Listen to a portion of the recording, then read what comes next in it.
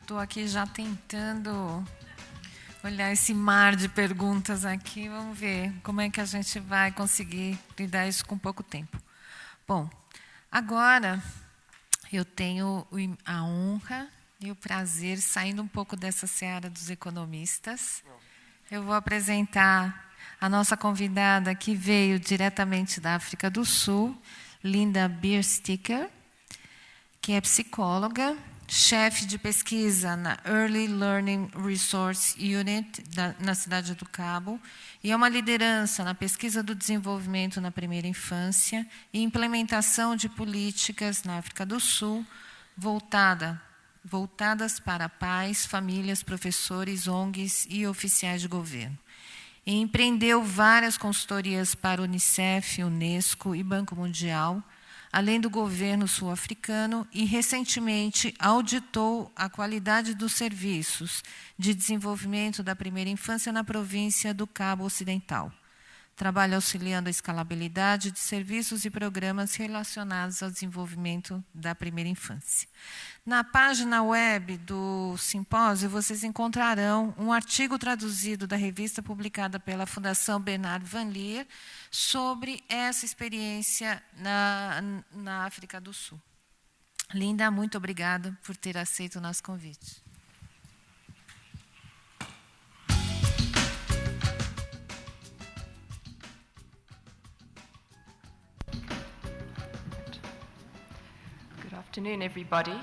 Boa tarde a todos. Em primeiro lugar, muito obrigada.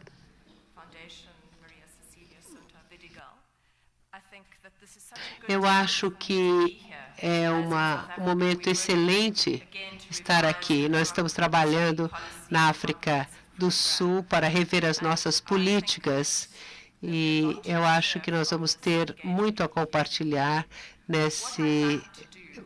nessa troca com vocês. O que eu gostaria de fazer é falar um pouco do contexto da África do Sul e depois pular um pouco o que eu ia falar, relacionar isso com alguns temas que vem surgindo aqui.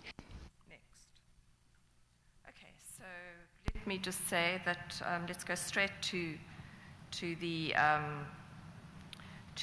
context of South Africa.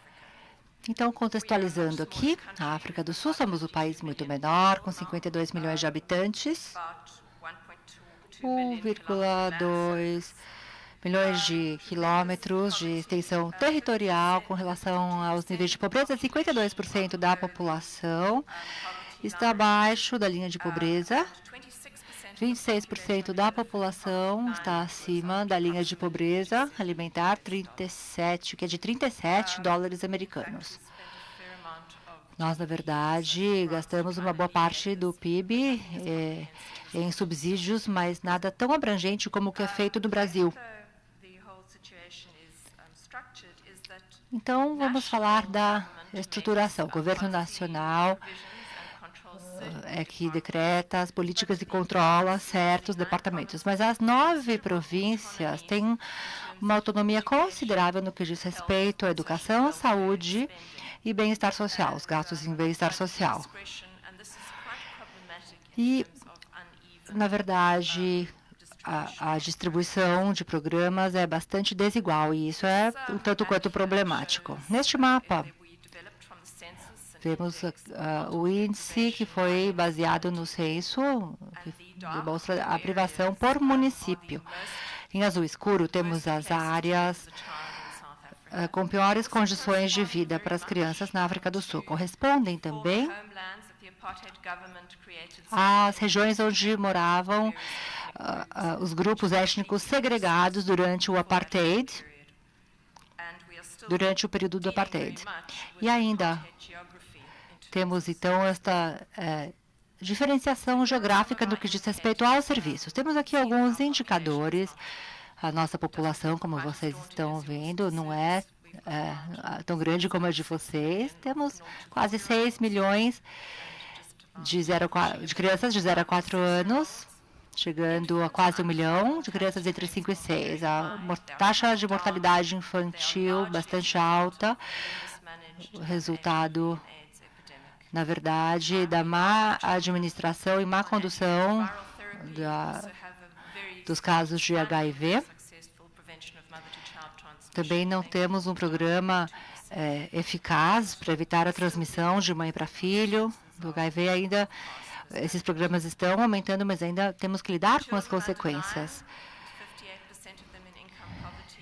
E temos, então, as crianças com menos de 9, 58% abaixo da linha de pobreza, 25% com menos de 5 anos também, com problemas de desenvolvimento e abaixo do peso, crianças com desenvolvimento comprometido.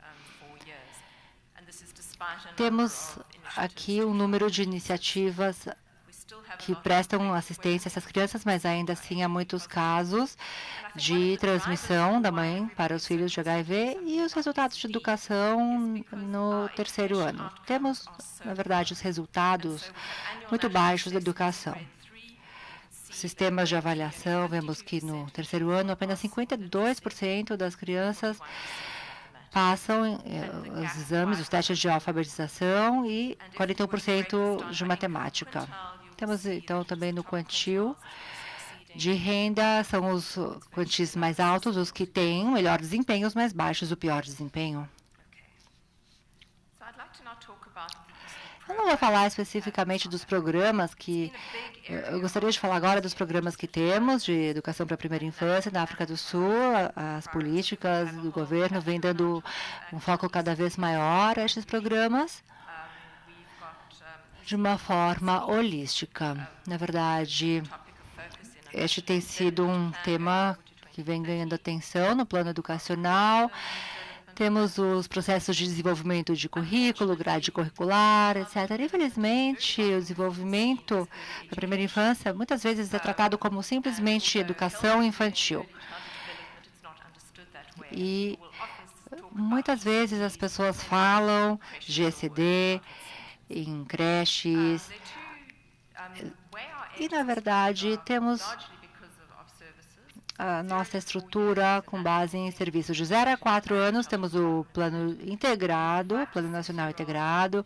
Para 5 a 6 anos, introduzimos o ano de recepção, seria o primeiro ano formal de educação escolar. E temos também os programas transversais de apoio às crianças pequenas, que vêm tendo um impacto positivo também. Acesso gratuito a programas de saúde para as mães em fase de amamentação, e o apoio, o subsídio também para as crianças de R$290, caso a criança receba esse subsídio nos 2 primeiros anos. E o sistema não é tão simples, é bastante complexo, o que vem mostrar como é importante termos programas integrados que, na verdade, têm um alcance mais abrangente para todas essas questões. Falarei brevemente agora sobre o Plano Nacional Integrado, que está, na verdade, chegando à sua fase final de implementação.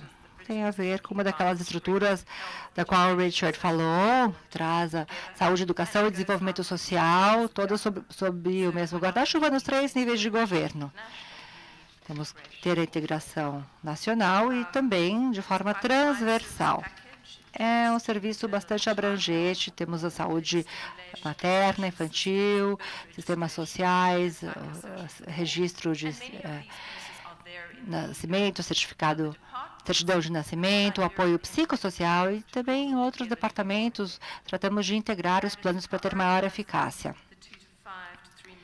Temos também de 2,5 a 3 milhões de crianças pobres como o alvo principal desta ação. Não nos referimos apenas aos centros pré-escolares, às pré-escolas ou creches, nos referimos a múltiplas formas de entrega do serviço em múltiplos centros. E por isso tem sido tão eficaz, tão bom e, ao mesmo tempo, tão difícil de implementar. Então, vemos aqui, passarei rapidamente por todos os departamentos que devem participar em cada nível, que vão trabalhar, então, de forma horizontal, vertical e transversal, juntos. Temos na primeira fase a estrutura em nível de província, mas também chegando ao nível local de 226 municípios, de fato. Ainda não chegaram a lidar com os programas de primeira infância, educação para a primeira infância, como uma das suas prioridades em alguns municípios. Uma das mudanças mais importantes que foi provocada por essa política é que hoje tem o entendimento que poucos serviços oferecidos para crianças são fornecidos em centros. Nós devemos, na verdade, ir até as casas dessas crianças, nos envolver em programas da comunidade. As comunidades podem ser grupos informais, de brincadeiras, de jogos, e tínhamos essa estrutura aqui de implementação dos programas e vemos que o orçamento, na verdade, é dedicado quase em sua totalidade à parte verde de baixo e restam poucos recursos para os outros 70%. Os modelos de financiação não vêm acompanhando as políticas e essa é a falta de alinhamento da qual falávamos antes. Algumas imagens temos aqui os programas que acontecem nas comunidades, em clínicas, em hortas, nos vilarejos, acontecem aulas sob uma árvore. Temos também o Ministério de Saúde e muitas ONGs com essas iniciativas. O estímulo em casa, ao qual me referi, à esquerda e à direita, temos 2 visitas às casas das crianças, com programas de alfabetização, estímulo, e, ao mesmo tempo, envolvendo as mães que padecem de depressão. Nessas comunidades é bastante comum e o que temos percebido é que elas também se beneficiam muito desses programas. Temos os programas entre crianças, apenas com crianças. Então, como vemos na foto no centro, é um grupo que está fazendo atividades informais, apenas entre eles, e às vezes também é montada uma barraca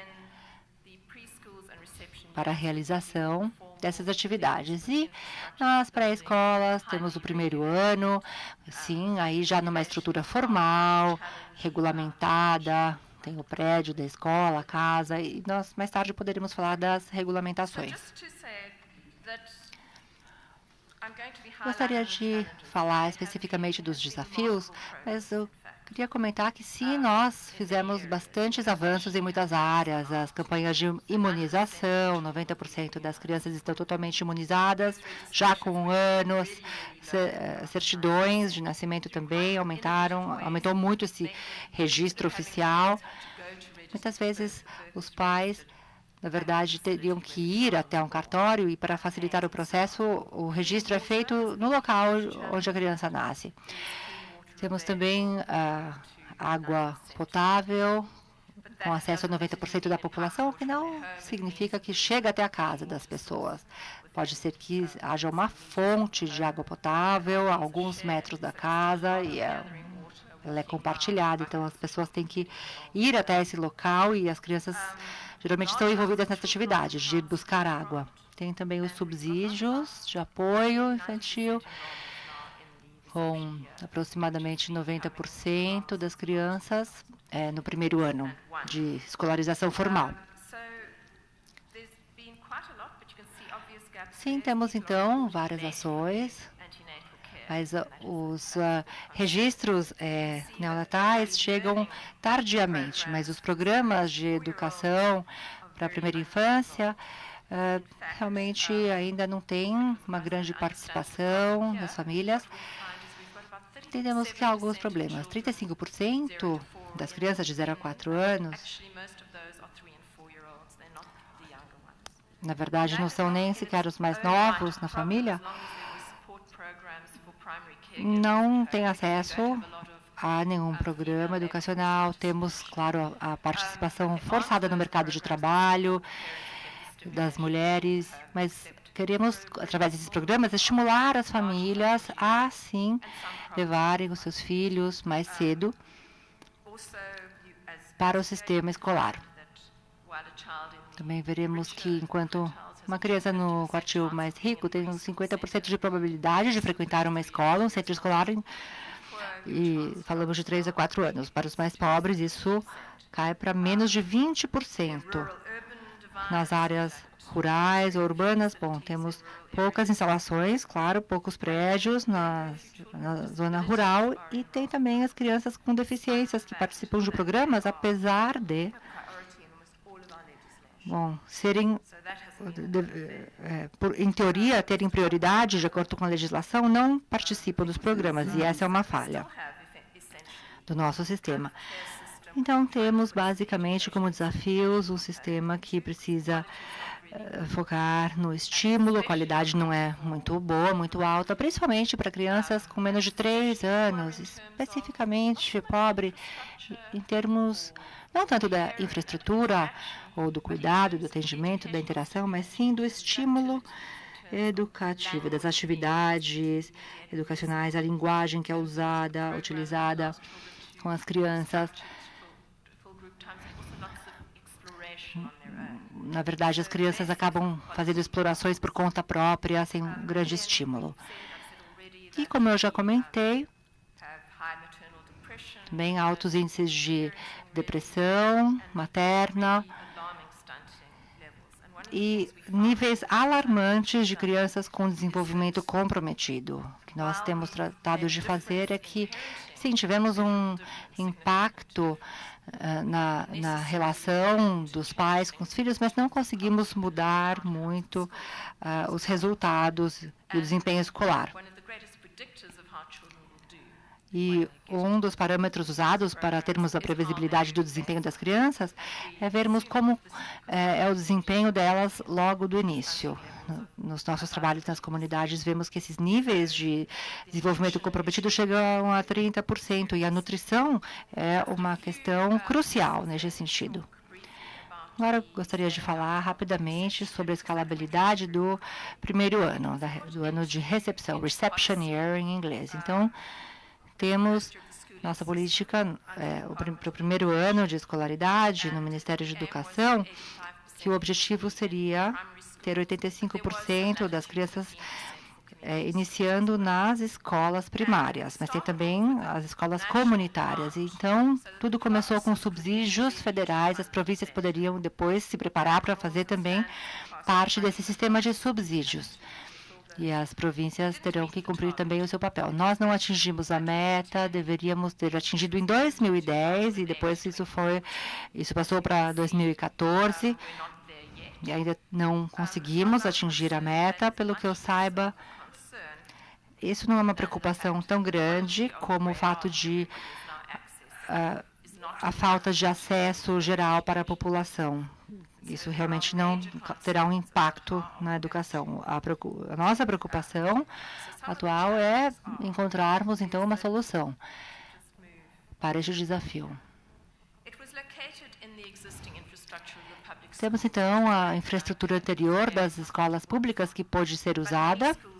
Já havia essa base, porém muitas escolas não tinham a infraestrutura necessária, não têm o bom entendimento também do processo de desenvolvimento infantil, não tem a boa capacitação dos professores, o material de aprendizagem. Também não consideram essa proporção de 1 para 30, ou uma criança para 30. Para muitas crianças, quando participam pela primeira vez de um programa em grupo, bom, nós temos que nos perguntar o que os professores poderão fazer com essas crianças. Há outros países com índices piores. Eu já vi uma sala com uma professora para 160 alunos. Realmente não dá para imaginar como pode ser produtivo. Bem, como eu disse, o treinamento, a formação dos docentes. No passado havia sim os cursos de formação para professores pré-escolares, mas não era um diploma formal específico superior, e muitos dos professores tinham haviam apenas concluído o ensino médio. Portanto, não estavam devidamente preparados. O orçamento também, bom, como temos a política de transparência seletiva. Os dados variam muito de uma província para outra. Eu já comentei que devemos enfatizar que não temos os fiscais e inspetores para fiscalizar o processo e o cumprimento da legislação. Existe, na verdade, uma movimentação hoje por parte dos burocratas, mas esse sistema de supervisão não é suficiente, não há veículos suficientes para chegar aos locais mais remotos, às comunidades, as pessoas ficam lá sentadas no escritório porque não têm acesso ao veículo, ao carro. São vários os desafios. Temos, então, algumas intervenções para melhorar a qualidade, as oportunidades de treinamento para professores durante estágios também. Agora estão também tentando melhorar, aprimorar as normas educacionais, a grade curricular, sistemas de financiamento, mas o que há de mais recente, que talvez seja mais interessante de certa forma, é que passaremos para o modelo compulsório até 2019. Também os professores deverão ter um diploma após concluir o curso de pelo menos 3 anos. E as professoras, nesse primeiro ano, não recebem salário de professores. Têm recebido, na verdade, com base aos subsídios que as crianças recebem. Ou seja, não havia nenhum tipo de incentivo para buscarem ter uma formação melhor. Não teriam oportunidades de melhoria de salário, etc. Isso vai ser resolvido. E, finalmente, podemos dizer com mais confiança que poderemos melhorar, sim, a qualidade escolar para essas crianças que chegam para o seu primeiro ano de escolarização. Por enquanto, ainda é um pouco disfuncional e fraco em qualidade. Falarei rapidamente sobre alguns aspectos. Espero que não esteja muito pequeno para ler. Pelo menos eu vou conseguir ler aqui. Então, para crianças de 0 a 4 anos, não houve muitos avanços no plano nacional, que terminou em 2010. A revisão diagnóstica foi, então, comissionada o ano passado. E alguns problemas que nós tivemos estão relacionados aos aspectos que foram apresentados pela manhã. Pouca integração entre as políticas, pouco planejamento coordenado, pouca coordenação no planejamento, o sistema de dados e de informações não são uniformes. Então, a saúde tem um bom sistema de dados, mas a educação, mais ou menos. Agora, o desenvolvimento social praticamente não sabe o que está acontecendo. Não digam que eu falei isso, por favor. E também percebemos que há pouca prestação de contas. Então, para ter uma estrutura como a que eu mostrei há pouco, ter uma estrutura daquela não significa que haja prestação de contas. E nós também temos que resolver esta questão. Então, os profissionais não iam às reuniões porque queriam continuar simplesmente fazendo o seu trabalho do dia a dia e ninguém exigia a participação deles, por outro lado. Nós não temos recursos suficientes, infraestrutura de serviços, e eu falei a respeito do acesso desigual e assim por diante. Então, essas são algumas coisas que nós temos tentado resolver. Ter um arranjo institucional claro. Nós estamos pensando o que podemos fazer. Me parece um desafio muito grande deixar as coisas, colocar os vários departamentos em um mesmo nível. Então, nós precisamos de uma área não setorial, ou, como aconteceu com as agências de seguro social, ter uma agência separada, responsável. Então, não necessariamente pegando todas as tarefas de todos os ministérios, porque alguns departamentos funcionam muito bem, mas focando nas áreas que precisam de mais reforço. Precisamos de uma abordagem baseada na população atualmente, principalmente no serviço 0 a 4, aprendizagem inicial, dependendo de onde há ONGs, as crianças têm mais ou menos apoio. Nós precisamos de mais legislação para garantir os recursos, precisamos de melhores dados de planejamento. Vamos ter de realizar isso de forma progressiva. Falou-se muito a respeito de treinamento do pessoal de cada um dos departamentos, uma coisa que precisa de planejamento. E também nós precisamos construir sobre a infraestrutura existente. Nós temos vários centros para desenvolvimento da primeira infância que nós poderemos usar, clínicas, centros comunitários, e os quadros que estão lá são, na verdade, em maior parte, pessoal de saúde. Então, nós não podemos sobrecarregá-los a ponto de que eles não possam fazer mais nada. A sugestão é, pelo menos, trazer um modelo como de desenvolvimento cuidadoso, para que eles possam olhar um pouco além da saúde e pensar no desenvolvimento infantil como um todo. Finalmente, a defesa e a estratégia de defesa e comunicação. Como reforçar a demanda e o fornecimento? Nos programas pilotos, onde a gente trabalha com comunidades, nós vemos que os serviços são trazidos à mesa quando a comunidade consegue colocar as suas demandas. O que nós iremos fazer para o futuro, até 2030, nós devemos ter resolvido os problemas de nutrição de 0 a 3 anos, nutrição, estímulo e criação de filhos, e aí um ano adicional de pré-escola, 3 a 4 anos. Mas precisamos resolver os outros problemas antes de chegar lá. Muito obrigada.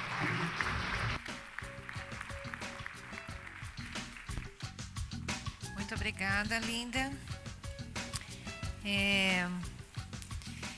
Nós recebemos aqui muitas perguntas que eu tentei classificar aqui um pouco como são perguntas que são muito específicas de programas ou de gaps ou de análise de questões mais setoriais como educação, saúde. Mas eu queria sair um pouco disso e fazer uma provocação aqui para os nossos palestrantes sobre o processo de escala. Então, assim, dentro da experiência de vocês, como é que vocês, de implementação de um programa nacional que necessariamente é um processo de escala, como é que vocês se defrontam com desafios inesperados e como é que vocês, 1 ou 2 exemplos de como vocês lidaram com essa questão. E uma outra pergunta que surgiu aqui num processo de escala e governamental, qual é o papel da universidade, quer dizer, da universidade e do conhecimento científico, né? Como é que vocês introduzem isso? E aí eu acrescentaria também qual o papel da sociedade civil organizada num programa nacional.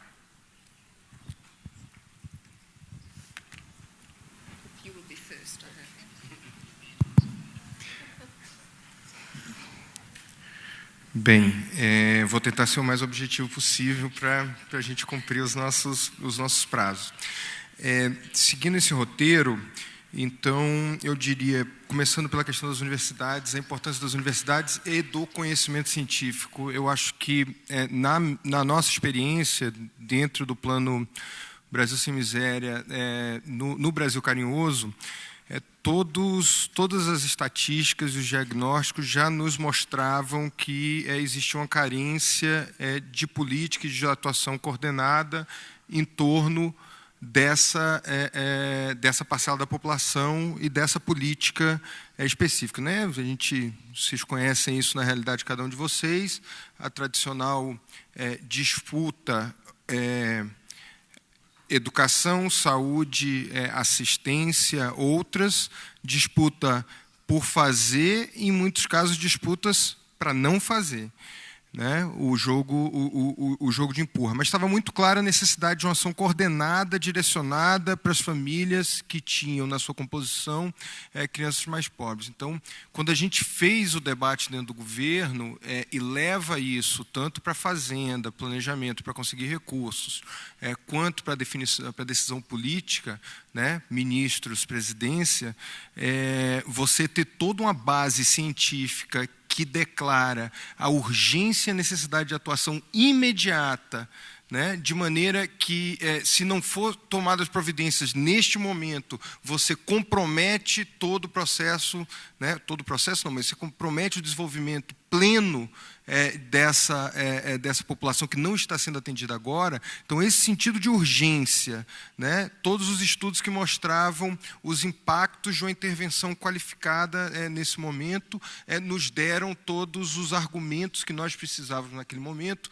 de convencimento de uma atuação em grande escala, com grande urgência. A gente está falando de uma parcela de recursos muito grande que está sendo investida nessas ações. Para vocês terem uma ideia, esse foi o start de todo o processo de alteração no Bolsa Família. Só no Bolsa Família a gente está falando de mais 8 bilhões de reais que foram investidos no programa a partir da discussão do Brasil Carinhoso, né, fora as outras ações todas que têm impactos em termos de recursos. Então, a gente está falando de pelo menos 12 bilhões de reais por ano, né, sendo investidos a partir desse debate. Para você conseguir isso num contexto de baixo crescimento, de problemas de arrecadação e tal, o nível de argumentação tem que ser muito intenso, a caracterização da urgência tem que ser muito forte e, claro, o compromisso político assumido também. Então, todos os estudos relacionados a essa questão desenvolvidos dentro da universidade nos deram uma capacidade de atuação muito forte e possibilidade de convencimento maior.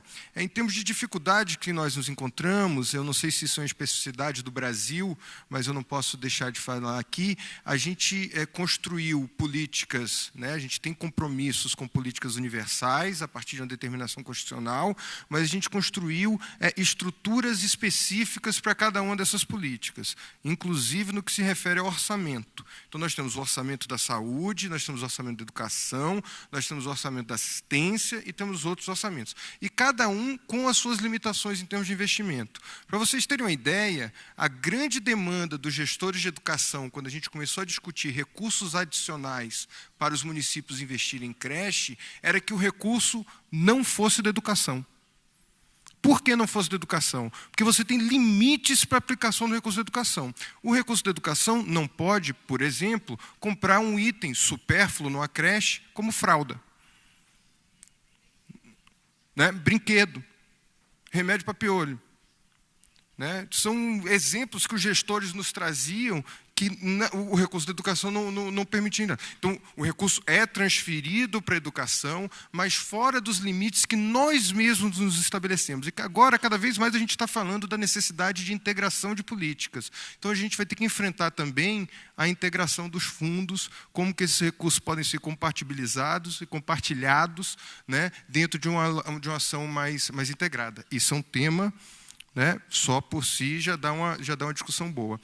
Só aproveitando e finalizando minha fala, muitas das perguntas que vieram aqui estão relacionadas à necessidade de recursos adicionais para a educação, para dar conta, né, dessa temática.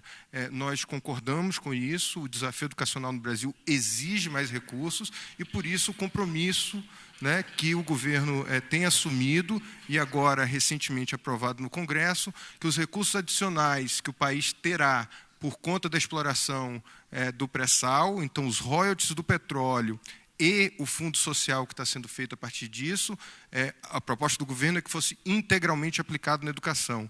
Né? Alteraram isso dentro do Congresso, 75% educação, 25% saúde. Né? Então, são recursos adicionais que o país terá nos próximos anos a serem investidos, e aí eu coloco como desafio para que a gente possa capturar uma parte desse recurso, sem os limites existentes, né, de aplicação em cada uma das áreas, nessa visão mais compreensiva do que é o atendimento à primeira infância, para que a gente possa dar conta do desafio de fazer um atendimento com maior qualidade, e aí envolvendo a valorização do educador, que foi colocada assim aqui, a discussão em torno do tamanho das turmas, né, a capacitação dos professores, o piso salarial, currículo nacional. Enfim, são várias temáticas aí dentro da educação que a gente vai ter uma oportunidade de enfrentar agora, tanto do ponto de vista da concepção, quanto do ponto de vista dos recursos. Acho que é isso, a maioria das perguntas realmente foi direcionada à educação. A gente tem um tema só que ficou colocado aqui, que eu não poderia deixar de falar, que é relacionado a planejamento familiar. Né? Algumas perguntas vieram nesse sentido. Se o Brasil sem miséria tem alguma ação de planejamento familiar. Eu confesso que cada vez que me colocam a questão do planejamento familiar, eu tenho um certo receio de nós estarmos falando de controle de natalidade e de um preconceito muito grande que existe no Brasil hoje, de que as famílias, além de terem muitos filhos, com os benefícios monetários que estão recebendo, especialmente do Bolsa Família, têm mais filhos por conta disso. O Bolsa Família faz 10 anos agora, em outubro, no final do mês, e toda a nossa experiência comprova justamente o contrário. As famílias que têm acesso ao Bolsa Família, que têm acesso a conhecimento, que têm acesso a recursos, planejam melhor as suas famílias, aplicam muito bem esses recursos, reduzem o número de filhos. Isso é uma tendência no Brasil inteiro de redução da natalidade. Hoje os demógrafos já falam que o país para de crescer nos próximos 20 anos, inicia uma trajetória de redução da sua população. Esse fenômeno acontece especialmente no Nordeste, especialmente entre as famílias mais pobres, que são justamente as que estão recebendo não só os benefícios monetários, mas também a atuação do agente comunitário de saúde e toda uma política de atendimento familiar. Então, eu queria só reforçar isso, porque é um tema que aparece de maneira bastante recorrente. É isso. Muito obrigado.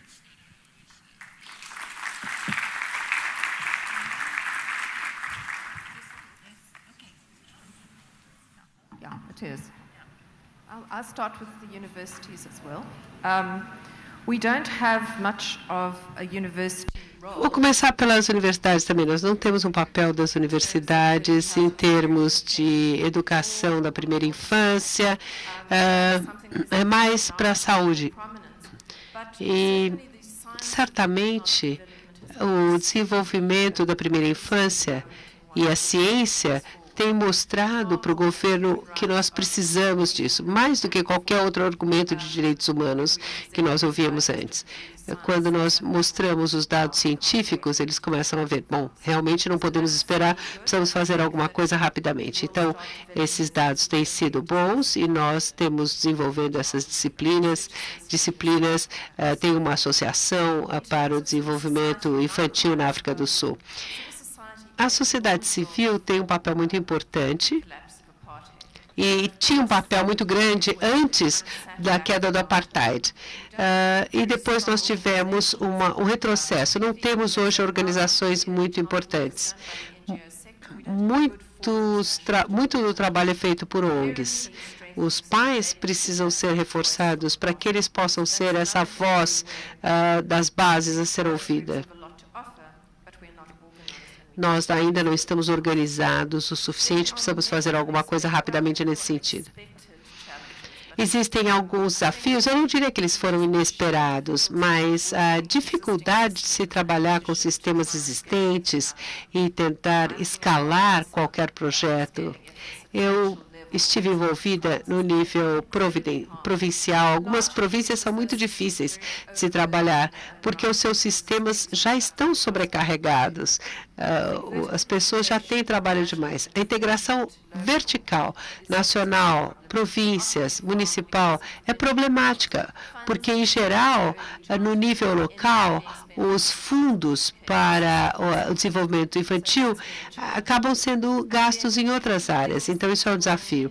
Mesmo coisas que eram desejadas, por exemplo, o treinamento de professores para desenvolvimento infantil era parte de um programa mais amplo, era visto como uma criação de emprego.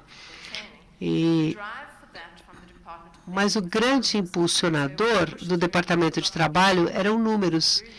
Então, nós tínhamos muitas pessoas começando a trabalhar sem muita preocupação com a sua capacidade de realizar as tarefas. Outras questões, por exemplo, para você ter uma dotação para apoio à educação infantil, você precisa de registros. Crianças com menos de 2 anos têm menos probabilidade de serem subsidiadas do que as mais velhas. Outras coisas nós conseguimos fazer à escala bem, mas levou muito tempo. Se alguém tiver alguma pergunta específica a respeito de algum programa, eu estou aqui, vou ficar por aqui, estou às ordens.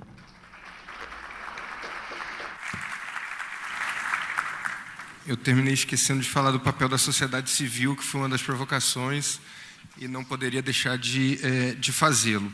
Bem, a gente tem...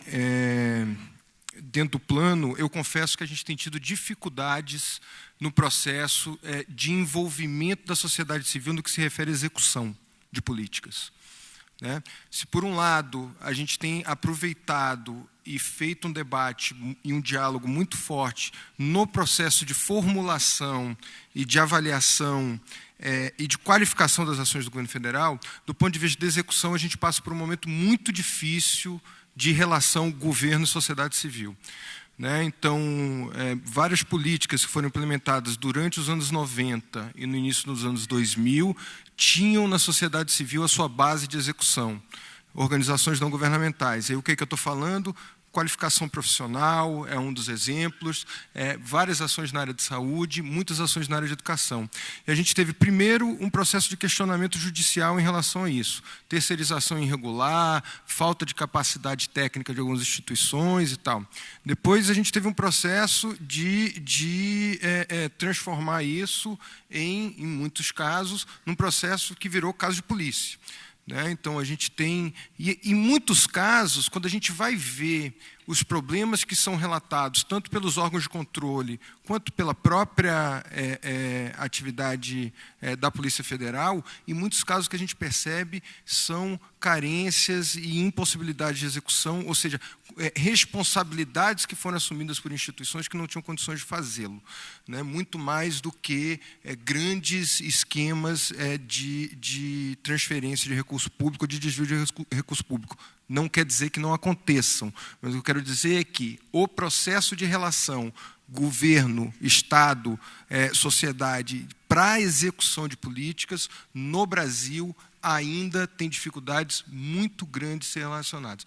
O próprio modelo legal, institucional, não tá definido. Isso tem um projeto sendo elaborado pelo governo federal para tentar disciplinar isso, mas a cada momento o que a gente vê é uma necessidade, né, se tem uma parte da sociedade que quer maior controle e se tem outra parte da sociedade que quer maior liberdade de execução. Então, a gente vive, né, nesse fio da navalha, o que causa grandes dificuldades. Então, o que a gente tem utilizado, as instituições da sociedade civil hoje, tem trabalhado junto, na verdade, não é utilizado, no processo de formulação, de execução, de formulação e de avaliação das políticas que nós estamos fazendo. Né? O Plano Brasil Sem Miséria tem rodadas de diálogo permanente com a sociedade civil, a cada 6 meses, né? A ministra Tereza Campelo, o ministro, né, os diversos ministros que compõem o Plano Brasil Sem Miséria sentam-se à mesa com as instituições da sociedade civil, diversas, né, e passam a tarde inteira debatendo os políticos, os programas e as ações, qual é a visão dessas organizações, como que nós podemos aperfeiçoar a nossa ação e como podemos trabalhar de maneira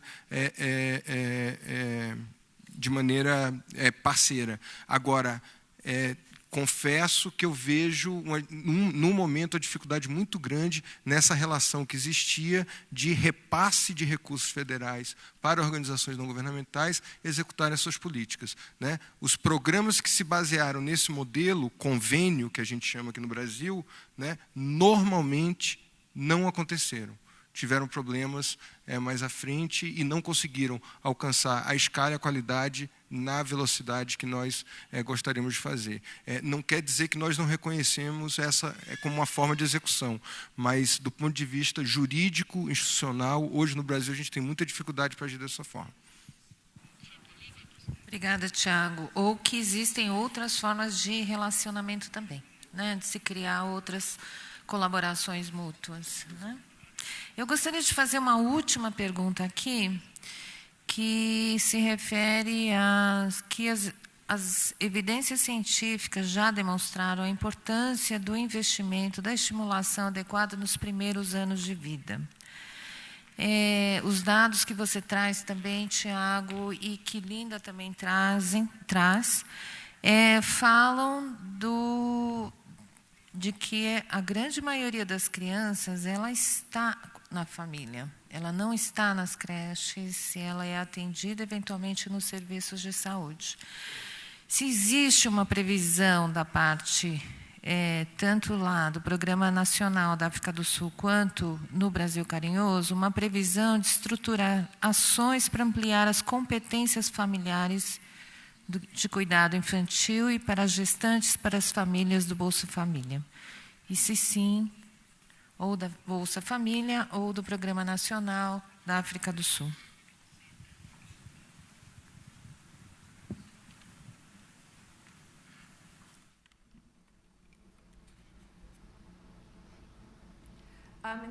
Na África do Sul, há um grande foco em programas baseados nas famílias. Isso é uma coisa que no setor das ONGs já vem sido feita há muito tempo e tem o apoio do governo. Um grande desafio é o mecanismo de dotações, que ainda está muito atrasado.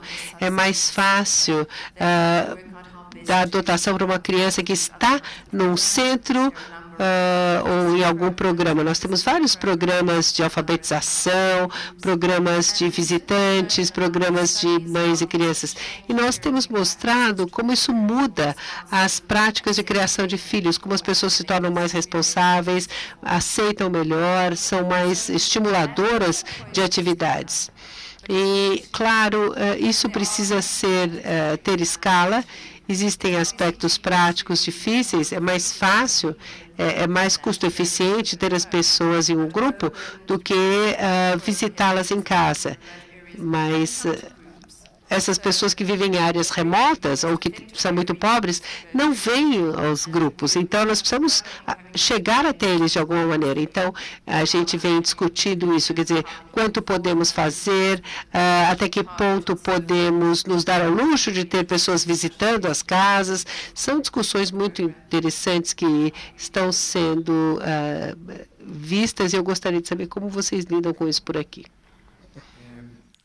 Sem dúvida, uma das nossas grandes preocupações. O Brasil ainda tem, uma das áreas também, né, o apoio e o acompanhamento familiar ainda é uma das áreas dessas que eu falei de sombreamento.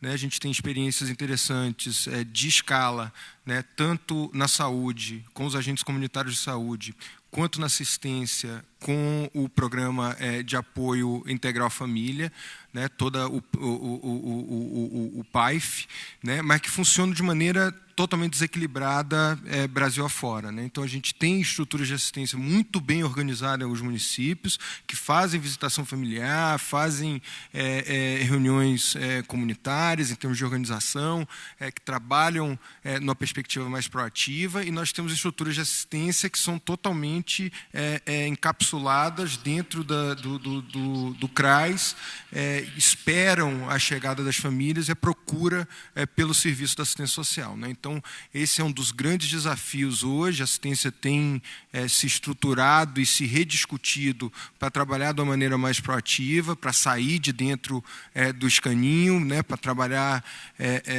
com um processo de visitação familiar mais intensa e também de organização comunitária. Agora, tem várias ações nossas que envolvem ação comunitária e que têm tido impactos muito positivos. Né? Então, para além das estruturas formais de educação e assistência que já prevêem isso, tem outras ações como, por exemplo, eu falei da minha ida recente a Alagoas, a gente foi visitar o programa Água para Todos, né, que chega com água nas escolas, mas o objetivo principal é chegar com água nas comunidades e nos domicílios remotos, onde o sistema de água tradicional não chega, né? Então, em todos os municípios onde as cisternas estão sendo instaladas, isso exige um processo de aproximação e de organização comunitária, inclusive com definição de quais famílias vão ser atendidas primeiro, né, que envolve um processo de organização muito mais amplo do que o relacionado à água. Então, os relatos que a gente tem visto são muito interessantes nesse processo.